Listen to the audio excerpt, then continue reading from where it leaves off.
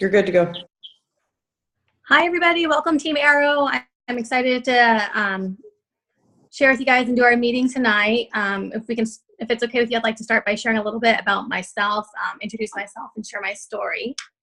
For those of you who don't know me, my name is Jamie Ahner. I'm married to my husband, Justin Jean. I'm a full-time physician assistant, a mom of two busy boys. We currently live in Arizona, but we moved from San Diego just a year ago. 2 years ago, my husband was commuting to Arizona during the week. I was at home. I was working full-time. I was exhausted. I was taking care of the boys, and I had gained some weight that I was really not happy with. Getting ready for work in the morning had become probably like my least favorite time of the day. I tried a lot of different things, different meal delivery options to try and lose weight, but nothing was like really working for me. I saw a Facebook post from Sonia. I stepped way out of my comfort zone and reached out to her to learn more. I did my research, and then I decided to go ahead and get started. There's a 30-day money-back guarantee. I thought, why not? It was actually my birthday present to myself that year. My husband, who was super skeptical, marked 30 days on the calendar and was like, if it doesn't work, we'll send it back. But probably like most people, like within like a short amount of time, I started feeling better. My energy was probably the first thing I noticed. And then within a short time, my clothes were not only fitting, but they were loose, and I had great results. Justin shortly joined me. He also had really great results. And then we just started sharing with people. Sonia had mentioned the opportunity that came with these products early on, and I was not interested in those. But after seeing my results and people asking me about it, I decided to look into it, and we've been building a business since then. And I have to say, it's been such a blessing for my family, and we're super excited about all the possibilities and where this business is taking us. So it's a little bit about me. For tonight's call, I was asked to talk a little bit about creating depth in your business. And I kind of reflected on that. And for me, creating depth means going beyond enrolling people, but creating retention in your team and helping your personally enroll people and share with them as well. So obviously enrolling people is important and it's vital for the business, but I really feel like once you do enroll people, you have some responsibilities. And two of the big ones are, one, making sure they have a good product experience, and then also making sure that they're aware of the opportunity that exists with Gen X. So first, in making sure people have good experience, I think it's important for you to find a good way to keep track of the people you've enrolled and just how you're going to keep in touch with them and follow up with them. So I'm looking at my notes. Well, some people use a notebook. Some people I've heard use spreadsheets or Excel, those types of things. For me, I'm a big fan of a whiteboard. If I had to sit down at a computer, I might not do it. So I like having my whiteboard either in my room or in my office with everything kind of right in front of me and kind of in my face to make sure that things get done. And I think it's also important that when you do call somebody, you let them know that you're going to be following up with them. There were times when I enrolled somebody and they're like, okay, great, thanks. And they're ready to get off the phone. And I was like, oh no, I'm going to be checking in with you. It's not just, making a sale. That's not what this is about. I'm going to be here to support you and make sure that everything's going okay and answer questions. And a couple of them were actually kind of surprised by that. So I don't know if that's different with our company, but just letting them know. And then I also think asking people what is the best way to communicate with them about it. Some people, prefer text. Some people prefer Facebook or to kind of check in and just letting them know that's something that you're going to be doing. So that way, if they do get the text messages, they're not surprised by it, and they can kind of communicate back with you. there's different times throughout the experience where I think it's important to check in with them. Obviously, after they enroll, sending them the welcome email to kind of get them clued in, adding them to the support page, and then doing an open box call when they receive their box. And then I like to like, are you starting tomorrow? Day are you starting? So that way I can like check in with them on their first shake day, make sure things are going okay. I ask them usually after that, like when they plan on cleansing, if they're gonna try and jump into that on the third or fourth day. So that way, certainly, like you can be in contact with them during their cleanse days and make sure that that's going okay. I always send the schedule to follow because I feel like that is necessary. It's like makes a huge difference to have the shake day, cleanse day schedules to follow. And then I'll usually check up with them at like the end of week 1, during week 2, and then, very frequently throughout the first month, just making sure that they're getting their questions answered, giving any tips, and just really cheering them on and letting them know that you're supporting them. So keeping track of the people. So my tip for that would be just find a way that works for you. Like I said, whether it's like, drawing it out on your whiteboard or keeping files and doing like spreadsheets. And then the second thing that I think we have a major responsibility for is making sure that everyone that you talk to, and especially the people that you enroll, know that there's an opportunity that exists with this company.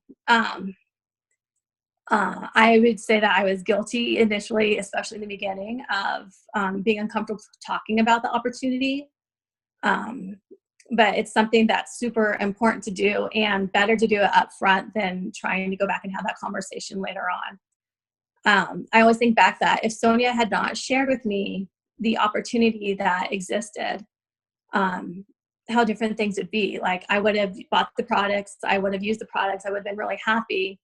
And then when Justin wanted to start, I would have like just sent him to the website. And when my coworkers were interested, I would have just sent them to the website. And naturally referring people, but not knowing what an opportunity there was for me, and for my family since then. And there's different ways to do that, but I think one of the ways that works for me and has been really helpful is just sharing a success story during your call with people when they reach out to you. If you're not, then I think that the opportunity is being missed. And if you don't feel like you have your own personal success story as far as the opportunity yet, then using somebody else's. And this is something that, again, I struggled with early on. And eventually what started working for me that I did, and I still continue to do, even though I've had my own personal success now, is sharing Sonia's story as part of my story. And that allowed me to paint a bigger vision than what maybe I even had at that time. But the fact that she was able to replace her income and stay home with Leo when, sharing that success, like painted that vision for people. And I didn't linger on it during the story, but I shared it. And that way, like later on, if somebody like thought about it, they'd be like, oh, wait, there was an opportunity with this. And I know for sure for me, like initially I said no, like I was not interested in this opportunity. But I knew it was there. And when the time came and I was like, wait, she mentioned a few things, maybe I'll reach back out to her, and find out a little bit more. And that's what allowed me to have a bigger vision and start dreaming a little bit bigger. Another part of creating depth is kind of goes hand in hand with creating consultants. So enrolling people is great, but then helping them help other people get started is what's really going to lead to creating depth within your team and taking it a step further and helping them become managers even. There's different reasons for somebody to become a consultant and why it would be beneficial for them. And these are some of the things I thought about. And one of them is, yes, they can have accountability and help them reach their goals. Another part is they get to experience the excitement of helping people reach their goals. For me, when I get text messages from people saying like how good they feel or sending me pictures of them and like clothing that like they weren't able to wear before, I get really excited about that. And I imagine that the people that you're working with would as well. And then finally, by becoming a consultant, they get paid. So they get the referral bonuses, and then they also have the opportunity to earn residual income. And sometimes it's just getting that ISA wallet and the card in the mail and the referral bonuses on it that is enough to spark interest in somebody, or to open their eyes and see that there really is potential, that, oh, I just referred my sister and I'm getting this referral bonus. That's awesome. Like, maybe there's more to this. And they can reach out to you and like learn a little bit more. And it's really about helping other people help others, and then taking it a step further and then teaching them to do the same thing for the people that they help. For you, it helps you create depth in your team, and it helps create retention in your business so that people will continue to stay using the products. There's other things that I looked into for as far as like helping other ways that you can help create depth in your team by keeping retention. One of them is the ISA Body Challenge. So I don't know if we share about that enough, but I heard a statistic today that at 1 year, people who participate in the ISA Body Challenge have 80% retention, and that's pretty amazing. Other things to help keep retention and build depth in your team are introducing them to the community that we have. There are so many benefits to isogenics, the nutrition and everything, but one of the greatest things is the community that we have. The friendships have been amazing and invaluable for me. And you've probably heard people say, like, people will start isogenics for the products, but they stay a lot of times for the community. And so plugging them into the local community that you have there, or your Facebook communities, is amazing. And then the other thing is inspiration, like how, getting people inspired.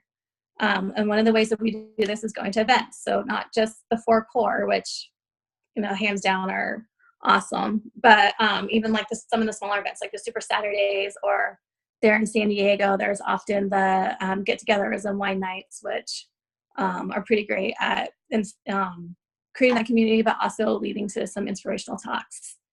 And then other things are some of the podcasts that you can listen to. I've been listening to those as I've been commuting. And you can choose a different podcast or what you want to listen to. And so those are really great for creating some inspiration. And at both events, at the local get-togethers, and then podcasts, you never know what somebody's going to hear that's going to kind of ignite a fire in them, and maybe communicate with them or reach them in a way that you couldn't. So like the more resources that you can use, the better that is. And then other tools that, if you haven't listened to them, that would be helpful would be the You Share, They Share, Repeat for creating consultants and then managers. And then Lindsay Wania's video that she did on creating consultants. I thought that was amazing and like super helpful to listen to. So those are some other tools that you can use. And I think that is the end of my notes. If anybody has any questions. The other thing I wrote down at the bottom is working on your 30-second story. So I don't know if we've talked about that in our other meetings. I know we have in the past, but if you haven't been working on your 30-second story, then working on that and kind of perfecting it. And if that's something that you need help with, you can either reach out to the person who helped you get started, or to any of the leaders on our team, and we'd be happy to help you with that. And then I'm happy to share how I incorporated other people's success story into my 30-second story to make that easier for me. Okay. Do you have any questions? Thank you so much, Jamie. I love it. I can still remember a year ago when we had like one more heart-to-heart about sharing the business opportunity with your people. Yes, one of many. It finally got, I think it finally sunk in. And I think that is the hardest part for most people. When someone has a ton of enrollments and they don't have any consultants, it's literally mathematically impossible. In fact, I was just talking to Travis Garza, at Top Achievers just about some different people on our team. And when we were going through the numbers of enrollments versus consultants, he literally, this is the president of Isogenics, you guys, and he was literally like, no, it is mathematically impossible for somebody to have that many enrollments and 0 consultants. There's definitely a missing gap. They're not talking about the business opportunity, or they're talking about it in a weird way that people are running from it. So I would just say, like, I think there's 2 parts to this. I think, yes, we do have to make sure that everybody knows there is a business opportunity with Isogenics. And if you are thinking, well, gosh, I do tell everybody that there's a business opportunity and still no one wants to do this, then it's time to reflect on what exactly are you saying and how are you saying it? Because we don't want to sound like a car salesman either when we present the opportunity. And then there's some reflection in that, right? Just kind of looking back like, okay, I have to change the way that I'm saying it, or am I saying too much? I think that's the other part. I think people say too much. Sometimes it's just plugging it in. I mean, when I presented it to you, really all it was, I shared my 30-second story with you. I told you that I had left my job as a school psychologist and I was home with my son Leo, and it was because of me sharing Isogenics. And then I kind of moved on. Yeah. So then it was, and you told me, no, thank you. I have no interest in that. I love my job. But it was at least planted so that when you did fall in love with Isogenics, then you actually reached back out to me and said, can we go to coffee so I can learn more about the business opportunity? Which, you guys, this doesn't normally happen. So I was like, okay, let's do it. So, Yeah. So awesome. Thanks, Jamie. Does anybody have any questions for Jamie?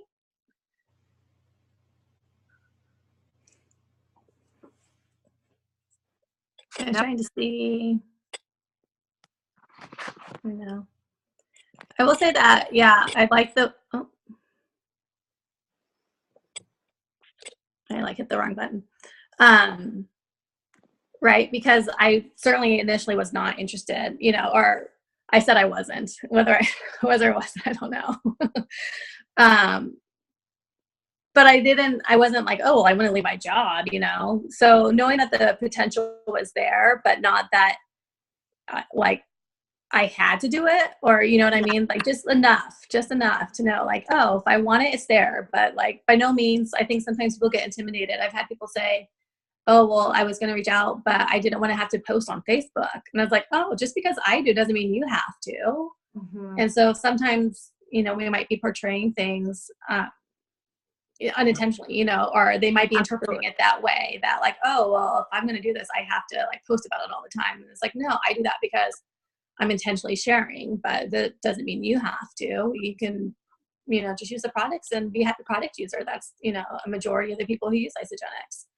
And the same with the business opportunity. Like, it's there if you want it. It doesn't mean you have to do it. And maybe you'll refer people casually. Maybe you'll get your product share, paid for. Or maybe you'll build a business and, be able to stay home full time. It's, the spectrum's there. You can do as you want. It's not, so not to be like intimidated or, just, let people know the opportunities there without like too much.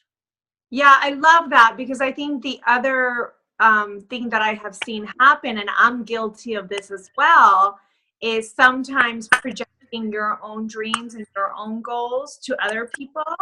Like I couldn't understand why moms wouldn't want to be home with their babies because that's all I wanted, So I was projecting those emotions to people and thinking that everybody wanted to leave their careers and be home with their babies. And that definitely turned off a lot of people because that was not their dream and that was not their goal. But they have other dreams and goals that we have to kind of work a little to tap into, So maybe the dream is not to be a stay-at-home mom or to build a business from home. Maybe the dream is to pay off those damn student loans. I mean, seriously, like, I actually talk about student loans more and more now because pretty much everybody has them. And I don't care how much you love your career. I don't think there's a person out there that wants to keep those student loans around anymore than they have to, you know? Yeah. And sometimes it could be, hey, like, what if you could pay off your student loans? And that's how it starts, like it did for Lindsay Hofber, who I just interviewed today. And then you reach that goal and you realize, wait, like I have other dreams and other goals. What else can I do? Yeah. You know, so also just realizing that sometimes you can tap into somebody's kind of like smaller dreams, but eventually as they reach them, they have bigger and bigger dreams, right? Yeah. Or even Kelly Dickerhoof and Laura Stevens, who are both seven-figure earners in the company. Initially, it was the target run that they wouldn't have to justify to their husbands, or Kelly wanting to be able to buy her designer jeans and not have her husband mad at her, right? That's all it was. She just wanted to be able to buy her $200 pair of jeans, and here she is making seven figures now, right? She never in her wildest dreams imagined that's where she would be. But I think we just have to be careful that when we are presenting the opportunity, that we know enough about the person to know how to present it and how to sell it, how small or how big. Yeah. Because I do think it can scare some people off. Yeah. And then the other thing would be, like, case in point, like, just because somebody says no doesn't mean it's really no, you know? And whether sometimes things change, like work situations change, or, you know, whatever, or they're just not being completely, you know, upfront with, like, For sure. you know what I mean? Like, so maybe it's there, but they're just saying like, no, but I wouldn't dismiss it, you know, like respectfully, like just, you know, like as long as they know the opportunity's there when they're ready for it, they, you know. Absolutely. Yeah. Well, I mean, I'm a super good example of that, Jamie, because I didn't even know what you guys were saying on your live call. You know what you don't know. I had done network marketing and not been burned, but never ever made any money. And if I would have known the potential that this company like offers, I would have been, I don't know for sure if I were open, but as soon as I got paid for doing something I did anyways, I was like pretty open to sharing. So people don't know how generous this company is. Yeah. And it's not like other network marketing companies. Not. Yeah. Absolutely not. Yeah. You know, people just don't know. We have to share with them because they don't know. Yeah, for sure. I mean, there's still people in my network that I swear think I make like $500 a month, and they think that that's what I'm like so excited about, you know, and not that that's not exciting, but I'm like, oh my God, like, you have no idea like what's going on, you know? Yeah. So just being brave and being bold, and like Laura said, that we're on the exec call. With that being said, being honest about where you're at, being because I do think there's already so many people that are skeptical, and there's so many people that don't really trust the profession, and people can see through you if you're not being honest, you know, and if you're not being truthful. I mean, that's something that I definitely feel really strongly about. And I've told you all, I mean, you've known when I made six figures, and you've known when I haven't. I've been really honest about that because I have to be, and otherwise, like, you won't trust me, you know. And it's also good for people to know the reality. And I will always, I mean, anybody wants to see my back office, it's an open book, you know, because we're all in this business, we're all doing it together. And there's some really good months, and there's some that are not. But even the bad ones, like Rich brings me back to reality, like, hello, let's talk about your day-to-day activities. And then he reminds me to be super grateful, because it continues to be a blessing even in those weeks, you know? I had a fun story about one of my consultants who he's stayed active the whole time, and he only has two legs, and one of his legs stays active. The other leg orders every month, but they only order like 60 BV. And so he's still accumulating volume, but he hasn't cycled since he first went consultant. Well, the other leg, just somehow their volume overlapped and he became paid as a consultant again for like 2 weeks. So he cycled 2 weeks in a row and just got paid after not being paid for like 4 months. And he's getting paid not a huge amount, but like $162 just for just doing nothing, for just ordering his stuff every month that he's gonna eat. So I mean, talk about, I mean, that's awesome. He was so stoked. He's like, and it's just in time for the new shake release tomorrow. So Amazing. That's so what so a fun awesome. story for him, right? Yeah. Yep. I love that. That's why we want to stay active. So important. All right, you guys. Well, thank you so much. I was just thinking when Jamie was talking, I kind of wanted to end with this. Let me see if I'm terrible at reading quotes and things that I hear. But I remember very early on going to a Super Saturday, and Zach Slovin said something that has also stayed with me. He said, it takes the same amount of effort to become a manager as it does to become a top business builder in the company. The only difference is doing it over and over again. And I want you to think about that. Like, I mean, pretty much everybody on this call is at least a manager. You already know what to do. You already know it's enrolling and helping those people become consultants. That's all this business is. That's all it is. But it's doing it over and over again, right? It's doing it over and over again so that you become director, you become executive, and you just keep doing it. I just love that. So think about that. It takes the same amount of effort to become a manager in the company as it does to become a top business builder in the company. The only difference is how much you do it. Do you do it once? Do you do it twice? Or do you do it 100 times? But you already know what to do. It's just doing it over and over and over again. Not just helping people get started with organic, get them paid, get them to consulting, get them paid. And of course, like you said, taking it a step further, take your people to manager, because it's the same thing. Once you help somebody become a manager, they have the tools to become an executive and beyond, because they already know how to, I help 2 people get started, and I help those people get 2 people to get started. Yeah. All right. Awesome, you guys. Well, have a good night. We're doing our virtual launch party tomorrow via Zoom. Make sure you guys all place your orders if you want that raspberry cheesecake shake. Sounds amazing. Make sure that you reach out to all your personally enrolled so that they know about it. So start reaching out tonight. And then the virtual launch party will be via Facebook Live on Team Arrow Support. I got to send out what we're doing to the people, those of us who are doing it. Today has been such a crazy day. But basically just get your people to jump in at that 6 o'clock time. We'll be done by 6:30. And the challenge will be the one that Laura's doing. So like she's doing that 12-day challenge that you can win those prizes and stuff. But I'll eventually put that link on Team Arrow Support as well. All right, guys. Any questions? I know we're running out of time.